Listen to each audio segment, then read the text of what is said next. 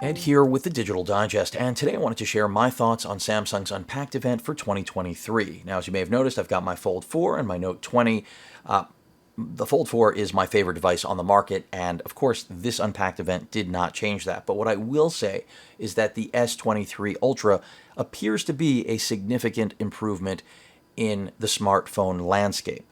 And if you were already thinking it looks anything but like that, like it appears to just be incremental, I would argue that the improvement that they've gotten in the cameras, along with what should be a significant boost in battery life, that alone is enough to say it isn't incremental. Now, the S23 Plus and S23, those are completely incremental. In fact, I would argue, like many other reviewers out there, that those are not even flagship devices anymore. They're part of the Galaxy family. They wear an S badge, but I wouldn't be shocked as time passes if that somehow goes away, because those phones do not resonate flagship at all, and Samsung didn't pretend that they are flagship. The Ultra clearly is the flagship device. It has the best of everything, and in many ways it also is incremental, but the most important things being what it's done, again, with camera quality as well as battery life. I don't think those are incremental. So with that out of the way, let's talk about specifications. The S23 Ultra has a 6.8-inch display like the previous generation, very much the same, 120 hertz refresh rate, 1750 nit peak brightness, 1440 by 3088 res, 501 ppi. So that is pretty good, no question about it, but still not the star of the show. It's really the brand new Qualcomm Snapdragon 8 Gen 2 for Galaxy, as they're designating it, because essentially it has been overclocked for these S series devices. And by the way, that's the processor you'll find inside all of them. The key difference, though, is that the S23 Ultra has a 5,000 milliamp hour battery, and that is the largest of the three brand new S23 devices, which means even though it has the largest display, as well as the most, or I should say the highest quality camera system, it still should outperform anything else on the market when it comes to battery life. Moving right along, in addition to that CPU, we have an Adreno 740. So not only is that CPU crushing the previous generation in basically all synthetic benchmarks, some I've seen as high as 40 to 60%, but on the GPU side, it's also blowing away the previous generation. So on the S22 Ultra, essentially 60 frames per second was the standard. Now Samsung is at least claiming we're going to get to 120 in most mobile gaming offerings. So that's impressive. When it comes to RAM, you're looking at 8 gigs with the 256 and then 12 gigs with the 512 and 1 terabyte options. Those are all UFS 4.0 for those of you that are wondering. And from a software perspective, this is the launch of One UI 5.1. And of course, I'm just expecting more polish, more optimization with that. Samsung has become, in my opinion, and much of the world's opinion, the leader in mobile operating system software. Of course, this is an overlay, but without One UI, I would argue Android would not have the place in the global market that it does today, and it wouldn't be better than anything manufactured by Apple either, which, in my opinion, again, it clearly is miles better. More dynamic, quality is better, updates are actually thought-provoking. At any rate, moving on, let's talk about those cameras. Now, on my device, I'm happy with them, but part of unfortunately, the compromise that you put up with getting the Fold is that Samsung isn't throwing the best of everything into it. They should, like in the first generation. I think it's wrong of them, but I think it's more about the upgrade cycle and the fact that this replaced the Note really as the premium flagship, whereas, of course, the Ultra now is what used to be the Note, is just a regular flagship. Hope you follow that. So they're following the same design with the cameras, no camera hump even on the S23 Plus and 23. So I like that. The camera bump was an ugly thing that Apple brought to the market. Everybody embraced until they realized, that was just an inexpensive way of doing things, not the right way. So we're back to putting cameras inside the phone rather than letting them protrude, and I like that.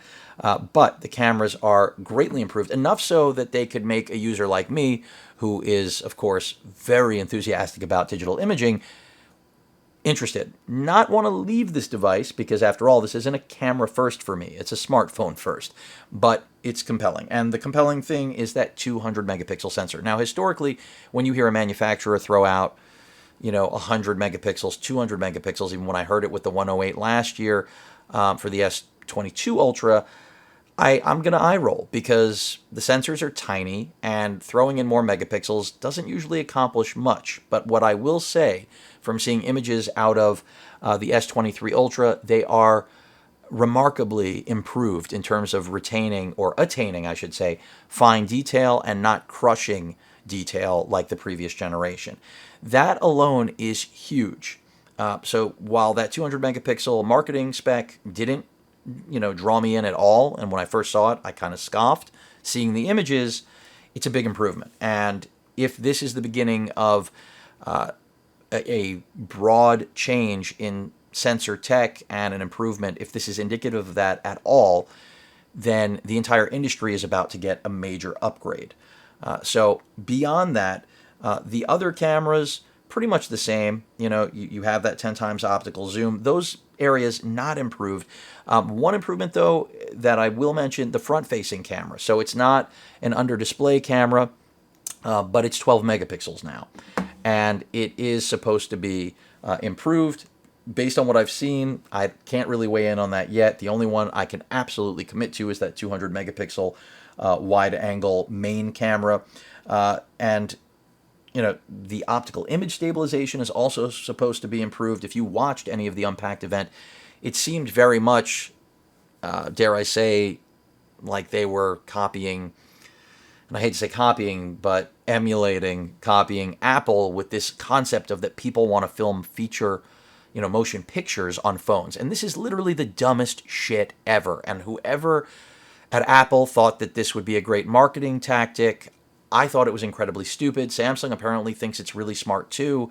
I kind of even hate it a little bit, and hate's a strong word, but there is no one in the motion picture business that could ever really want to do this. It's a terrible idea. Yes, there is a novelty to being able to capture everything on a phone, and quality has gotten strikingly good, and now the S23 Ultra supports 8K at 30 frames, which it's the first Samsung phone to do it, and the crop is supposed to be less intense, which means a wider field of view, but nonetheless, let's get real, it's a smartphone, it's a huge improvement over the S22 Ultra, so that should be enough. But making, your latest and greatest entertainment on it, give me a break. I mean, this whole pull towards the content creator market that it makes me want to throw up. But my thoughts on that aside, the other cameras I think are going to be very similar to the previous generation. I'm not expecting a huge change there, but still very good, best-in-class performance. They've claimed the low light performance is also improved. I'll see it, when I actually get one in hand to review. But again, just recapping, you've got that 200 megapixel, then you have a 10 megapixel telephoto, 3 times optical zoom, then you have another 10 megapixel, 10 times optical zoom, and of course the ultra wide angle 12 megapixels. So to me, the draw is still that 200 megapixel main camera. Video capture, I've already mentioned the improvement in the 8K realm and stabilization. In addition to that, when it comes to charging that 5,000 milliamp hour battery, 45 watts is the peak wired, 10 is the peak wireless. I'd like to see that get a little higher. 4.5 watts doing power sharing, that is reverse wireless sharing or charging. And beyond that, I could go into more things, but it's really not that interesting. Now, when you step to the S23 Plus, that's when a lot of the goodness goes away. 6.6-inch display, pretty much the same, 120 hertz refresh rate, HDR10 Plus, 1080 by 2340 resolution, 390 ppi is fine. It has that great Snapdragon 8 Gen 2 processor. I didn't mention it also has the Gorilla Victus 2 glass. All of them do IP68 rating. And the cameras, 50 megapixel main camera, 10 megapixel on the telephoto, and 12 on the ultra wide. 12 on the front facing, so just like the S23 Ultra, but there's a clear drop off with those camera units. I mean, you're talking about their telephoto here is only a 3 times optical, so you see that they're just piecemealing these models, and it's not going to get better when I drop to the S23, I assure you. Pricing is the only thing that gets better, and size. So if you don't want a 6.8-inch display candy bar phone, these are your other options from Samsung if you want to stay in the ecosystem, clearly. 8K at 30 is here, so that video feature is there. I'm not surprised by that. The battery's 4,700 milliamp hours, 45 watt wired, same thing. 10 watt wireless, and 4.5 with the reverse. And then as we drop to the S23, the bottom of the proverbial Galaxy barrel, you're getting, again, the same Victus Gorilla Glass, 6.10-inch display, also 120 hertz, also HDR10 plus. You're talking about 1080 by 2340 res, 422 ppi, so actually higher than the S23 Plus. That doesn't make it better, folks. Don't get so excited by that statistic. Same CPU-GPU combo, so that's the shining star of this handset still. 128 gigs of internal storage, 8 gigs of RAM, 256 will also net you 8 gigs of RAM. I didn't mention on the S23 Plus, you're looking at, when it comes to those configurations, 256 with 8, 512 with 8. So as you can see, they are not letting you gain access to 1 terabyte or 12 gigs of RAM with these models. That's, again, clear designation. They are not flagship. And then when it comes to the cameras on this, and of course software is the same for anyone that was wondering, cameras, again, that same 50 megapixel main, and then a 10 megapixel 3 times optical, and 12 megapixel ultra wide, and essentially that same 12 megapixel front facing camera. You still can get 8K at 30 frames, of course, all the 4K goodness that you were expecting even on the front facing camera, and the battery, 3,900 milliamp hour, 25 watt wired. That's as fast as you're going to charge this thing up, and 10 watts wireless, and the same 4.5 on the reverse charging. So that sums things up. Also know you get an S Pen, of course, with the S23 Ultra. That's simply just not going to happen with the any other device on the market. So other than going with something like this and getting the S Pen separately. So I want to know, are you buying any of these new phones? I'll include links in the description. If you use them, of course, it helps support the channel. Everybody knows that. This is not sponsored. The majority of my content, 99%, is not. I mention when it is. Obviously, this is just about my thoughts. To me, again, in recapping this long video that was unfortunately static shots of these two, and I wish I had more to share, what it really boils down to is that battery life improvement along with the camera improvement of the S23 Ultra. I think that is going to be game-changing for the entire landscape. The whole industry will benefit from it. The Fold 5 is going to benefit. Everyone is going to potentially benefit. And that Snapdragon Gen 8, or excuse me, Snapdragon 8 Gen 2 is going to be in literally every premium handset throughout this year. I've already seen some info on some of Sony's new offerings. This is what we're going to be looking at when it comes to the best overall experience. And a lot of that is due to just this huge leap in performance. I know you hear that every year, but this one is much more significant than years past.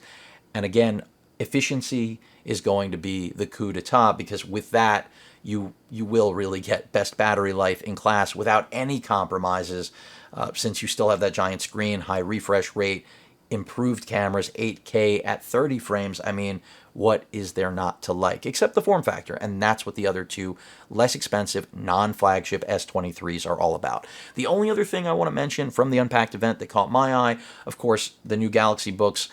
They are incorporating NVIDIA GPUs in there, and that does seem like something that would be interesting to review, but Samsung doesn't really send me product to review. If that changes, it'll be on the channel. If not, I'd have to purchase one, and considering I don't see those becoming a daily driver for me, I don't see myself purchasing one, but they are Very appealing if you're looking for an ultrabook form factor with an NVIDIA GPU, great displays.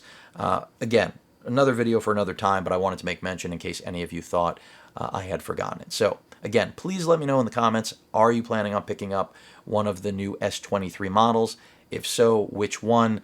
And as I mentioned already, don't forget to use the links if you are. Any questions or comments, please feel free to post them. Hit that like button. And as usual, please feel free to subscribe and please stay safe. Later.